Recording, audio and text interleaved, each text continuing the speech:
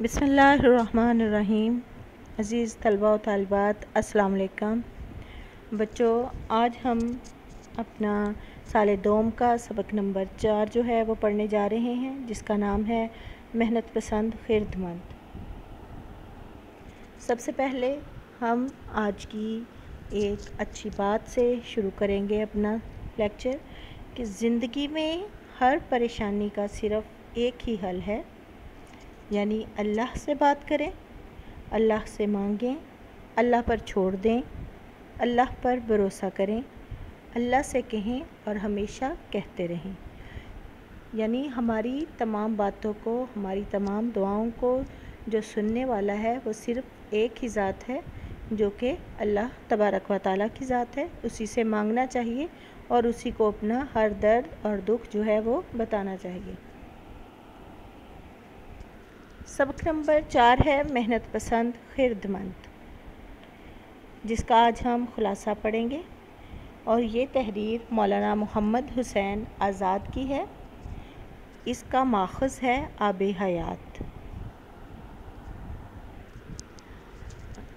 صنفی ادب کے لحاظ سے یہ ایک تمثیل جا ہے، ایسا انداز تحریر جس میں غیر جاندار اور غیر ذی العقول کو جاندار بنا کر پیش کیا جائے، تمثیل یا تمثیلچہ کہلاتا ہے۔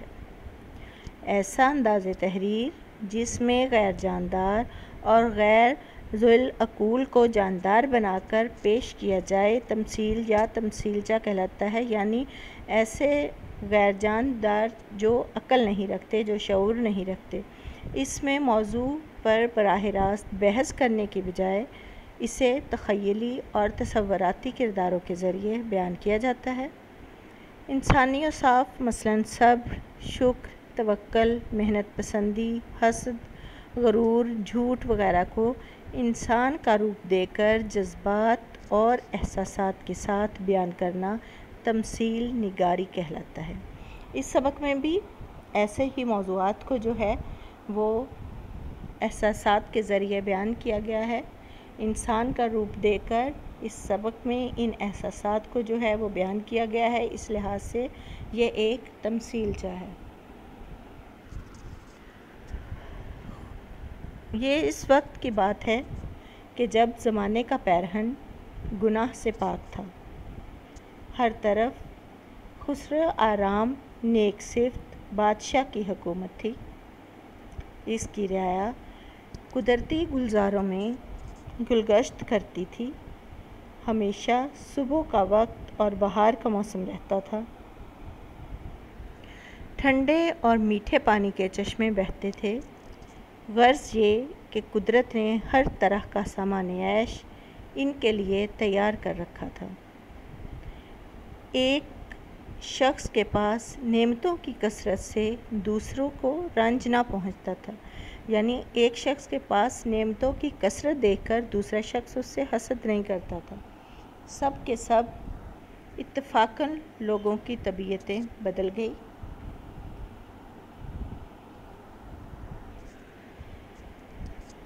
لوگ خود غرض ہونے لگے۔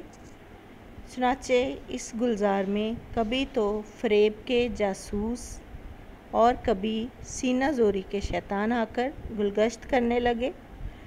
پھر رفتہ رفتہ ان کے ذریات یعنی غارت، تاراج اور لوٹ مار آ کر یہاں ڈاکے ڈالنے لگے۔ جب خود غرضی انتہا کو پہنچی تو رفتہ رفتہ اس باغ میں غرور، خود پسندی اور حسد نے آ کر قیام کر لیا اور لوگوں کی فطرت کو یکسر بدل کر رکھ دیا۔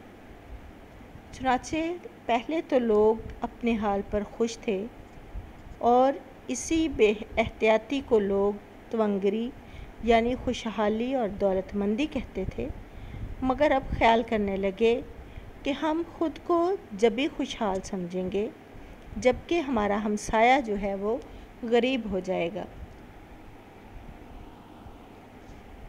احتیاج اور افلاس، اس بدنیتی کی سزا یہ ہوئی کہ احتیاج اور افلاس بزرگانہ لباس پہن کر آئے۔ ان کے آنے سے خوشحالی کا خاتمہ ہو گیا۔ طرح طرح کی حاجات نے لوگوں کو آن گھیرا۔ سال کے 4 موسم ہو گئے، زمین بنجر ہو گئی، وبا و امراض غول کے غول بیماریوں کے لانے لگے، سب اپنے کیے پر پچھتانے لگے۔ تدبیر اور مشورہ۔ اس تبدیلی کے پیش نظر تدبیر اور مشورہ دنیا سے کنارہ کش ہو گئے تھے۔ البتہ جو صاحب ضرورت ان کے پاس جاتا ان کی اصلاح کر دیا کرتے تھے۔ چنانچہ آرام کے یہ بندے بھی تدبیر اور مشورے کے پاس گئے اور اپنی حالت ان سے کہی۔ تدبیر اور مشورہ ان سے خفا تو ہوئے، مگر اس کے باوجود آرام کے بندوں کو اس بدحالی سے نجات دلوانے کے لیے محنت پسند خردمند کا بتایا۔ محنت پسند خردمند نے آرام کے بندوں کو دیکھ کر قہقہہ لگایا اور خسرو آرام کو سخت سست کہا، جو مشکل حالات میں اپنی رعایا کو سنبھال نہ سکا اور اپنے ساتھ ساتھ اپنی رعایا کو بھی برباد کیا۔ چنانچہ محنت پسند خردمند نے آرام کے بندوں کو سمجھایا۔ آرام کے بندے اسے اپنا سچا خیرخواہ ماننے لگے۔ ہمت اور تحمل۔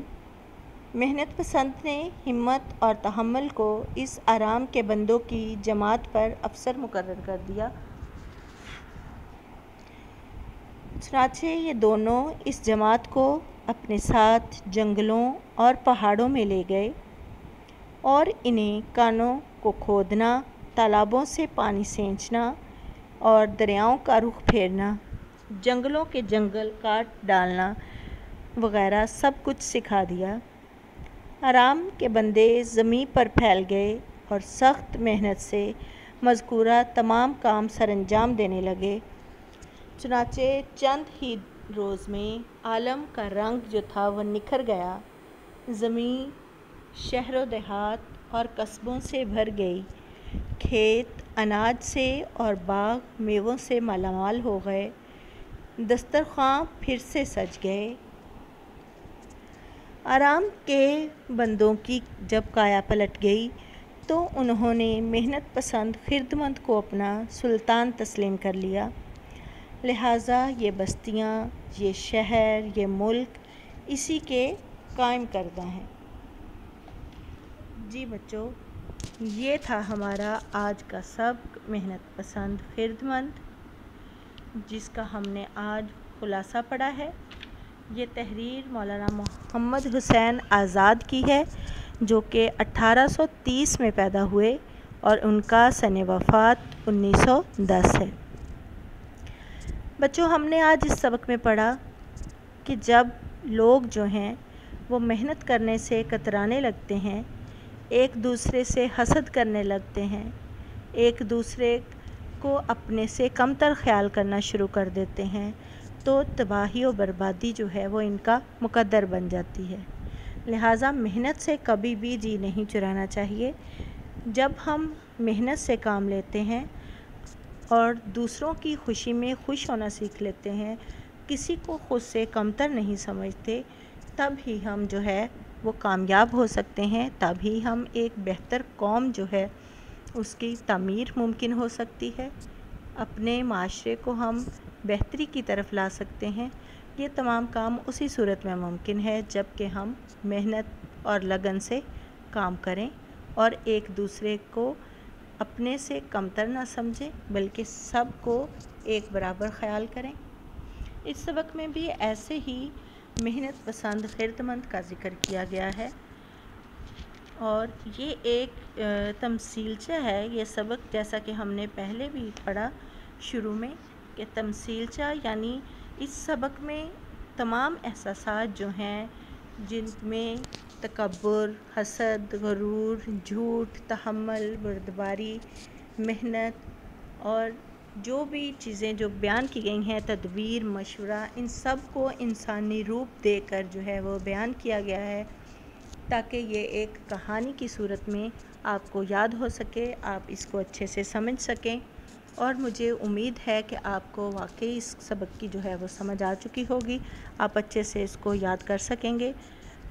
آپ کی سماعتوں کا بہت شکریہ۔ کل کو اس سبق کی مشق کے ساتھ آپ کی خدمت میں دوبارہ حاضر ہوں گے۔ اپنا بہت خیال رکھیے گا۔ کل تک کے لیے اللہ حافظ۔